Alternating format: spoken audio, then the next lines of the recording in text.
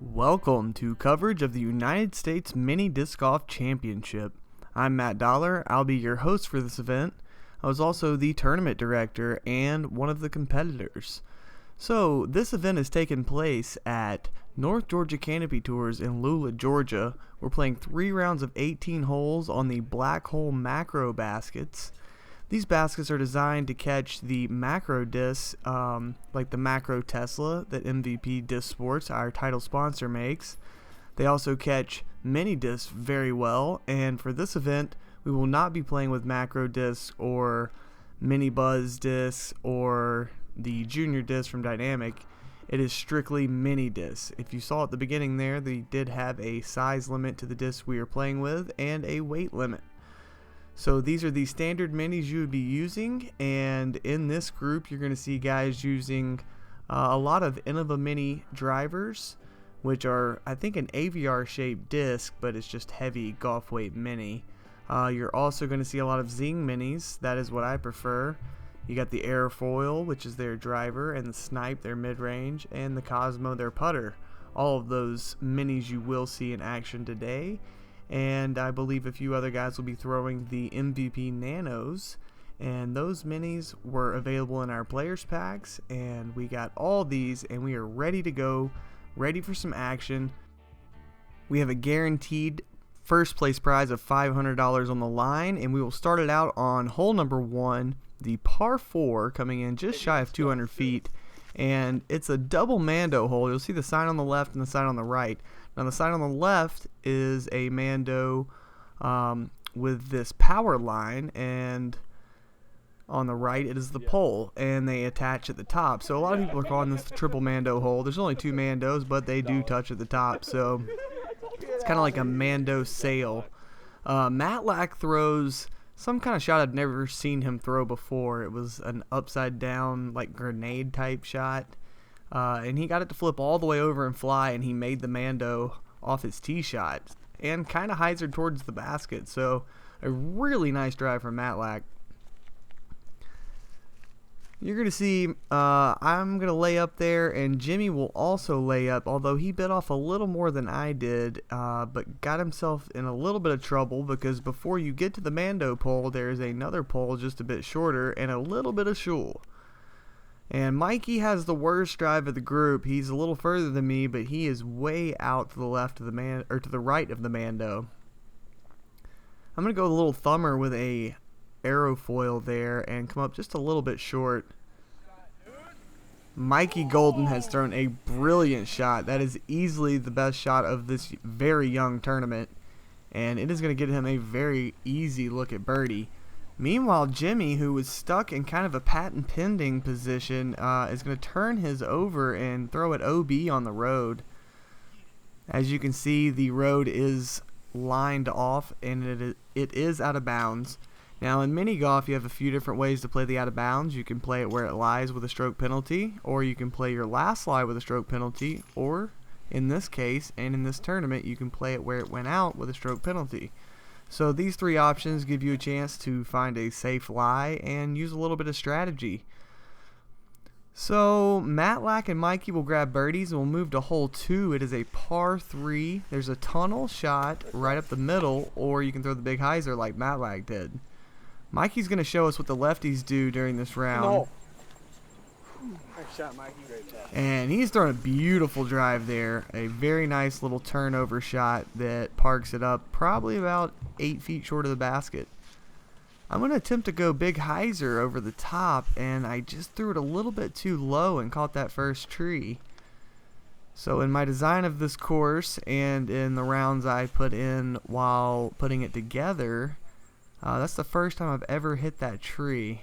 This is one of my most consistent birdies on the course. I was pretty disappointed to miss that birdie. So Jimi took a bogey on the first hole, and he is going to make this birdie putt here, and it will square him back to even par. You saw him waving to the spectators, who gave him a little bit of a clap. We've got some campers over here to our left.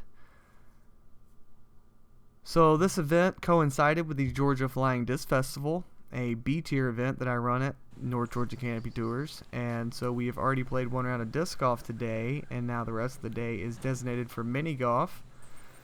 And not all of the disc golfers played the mini golf, and not all of the mini golfers played the disc golf. So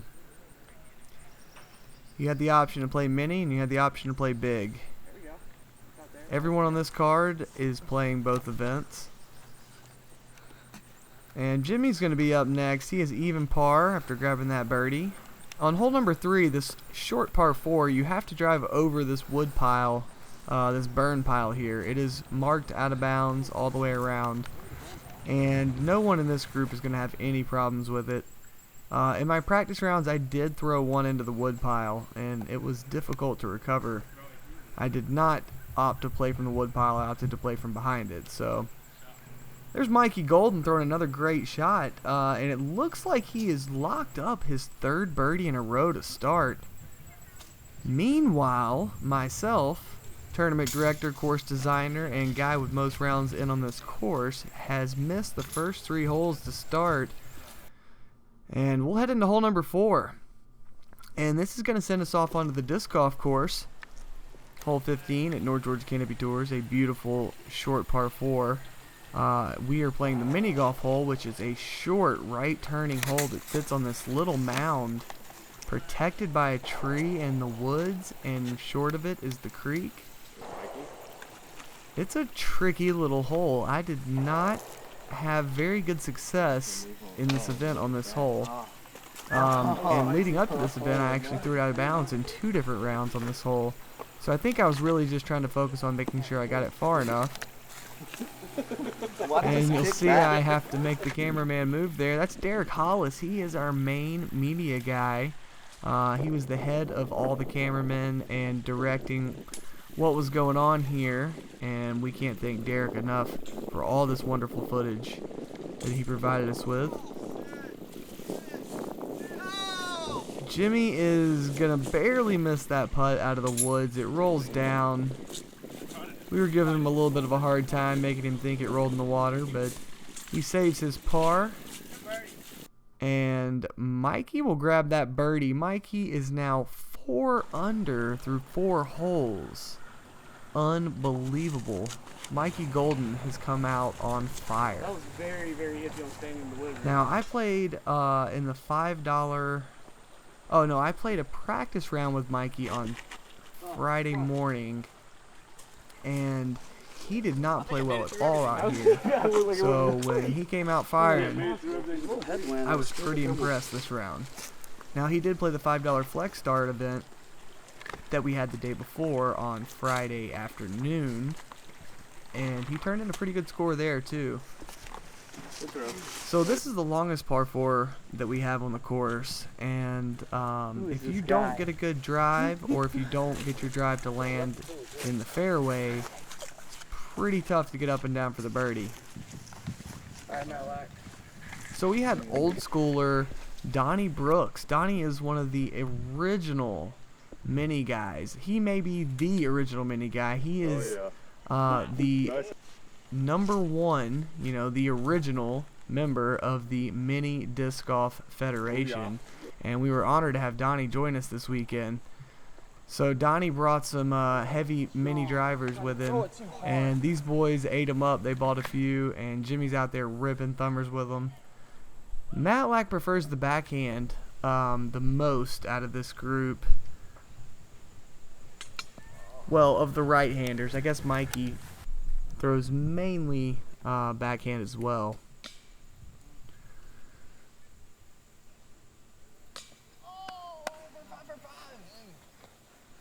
Y'all gonna give me that tee-pad with my first birdie? I appreciate it. So all 3 of those guys come up short on their birdie putts. They all draw medal, but nobody's able to do it. Oh, that was actually Matlack getting a bogey. That was not his birdie putt. Hey, I'd like to give a quick thanks to our sponsors, MVP Disc Sports, Zing Minis, and Penn High Mini Golf. Because of those guys, we were able to provide these awesome player packs for everyone. Even the Macro Tesla there, not able to use it in this event, but holy cow, if you haven't thrown one, they're pretty crazy. They go like 350 feet. So those are some really cool players packs, and everyone really enjoyed getting those. So a special thanks to all those sponsors. And we move fastly to hole number 6, and it is an uphill hole. It doesn't look terribly uphill here in the video, but that last hill is pretty steep. And the little bit of low ceiling definitely makes it a little tough to get all the way up the hill. I feel like the best shot here would be a righty backhand, but it seems like thumber was the preferred route for the top card throughout this weekend. So I actually threw a backhand on it in every practice round I played and in the $5 flex start on Friday. But it really, I don't know, I saw other guys throwing thumbers on it, and so I started trying it, and I ended up hitting the basket during one of the rounds. So Matlack has thrown a terrible drive, and he has a long look, and he will not be able to make it. Mikey's also putting from down the hill. He'll draw some metal, but he won't get the birdie. And Jimi throws a very nice birdie putt there. So Jimi continues the strong play after the bogey on the first hole. I'm stuck in a sidearm position, going aerofoil here. Oh my god! And not going to grab the birdie there, and we'll move to hole number 7, sponsored by Ozzy Man, RIP, miss my little guy. And he's a mini dog, and this is mini golf, and this is a mini hole. This is the shortest hole in the course, I believe. One of the 3 shortest holes in the course, I can tell you that. And it is tight. This hole and the next hole are extremely tight. There's a very good thumber line on this hole, and there's a good righty hyzer line. Those are the only 2 lines I saw that were really successful. Matlack, who has not thrown many thumbers during mini golf, whips one out and almost hits the ace. I went into slow-mo there so you could hopefully catch a little bit of a glimpse of his blue disc flying by the basket. That's actually one of those, I guess you'd call them infamous now, Flyagra minis. I remember Chris Pierce from Eat Sleep Disc sold those back in the day for a little while. And those things go really far. I feel like it's just an aerofoil. It seems like it's the exact same mold, but it's pretty old, so I don't know. So Jimi grabs the birdie, even though he hit a little bit of a tree hit there, and he'll be the only one. We'll move to hole 8. Jimi's 3 under par now, and this is that other super tight one. You're teeing off this elevated platform tee box that's built up for hole 16 on the disc golf course. Woo! And throwing down this tight little walkway to the stairs, and the OB is right behind the basket. So right behind the basket, it goes downhill, and the OB road and a painted line is back there. So if you are fortunate enough to get through all these trees, you have to be careful about going out of bounds. And if you putt your putt just a little too hard, you're going to be putting back from the bottom of the hill. So everyone's going to take this safe, cautious looking approach here. Matlack's got a chance for a long 2. He's got that blue mini in his hand again. Jimi dabs on him. Matlack makes it, but the post blocks what we didn't see, and here it is. Oh my goodness, that is insane. Nice bird. I'm going to grab my birdie there too. But how about that for Matlack? And speaking of Matlack, he's the hole sponsor for hole number 9. And this is basically the short tee pad for hole 3 on the disc golf course. I'm going to go thumber and circle the pin. That one got me smiling there. After the slow start, that shot will get me to 3 under, I believe, if I'm able to convert from about 3 feet. Whoa. Matlack threw some kind of wounded duck there. I think throwing backhand downhill is a little tricky. I like to throw the snipe when I throw it downhill, and that's kind of the mid-range from seeing. And you can put a little ante on it because it's kind of stable. But Matlack, I think, tried to throw something flippy, and because you're throwing downhill, you're throwing it nose down, so it really flipped. And Jimi throws a really nice out shot from the bushes, and Matlack will give it a good bid. And that will conclude the action here as I tap in for bird, and so will Mikey G.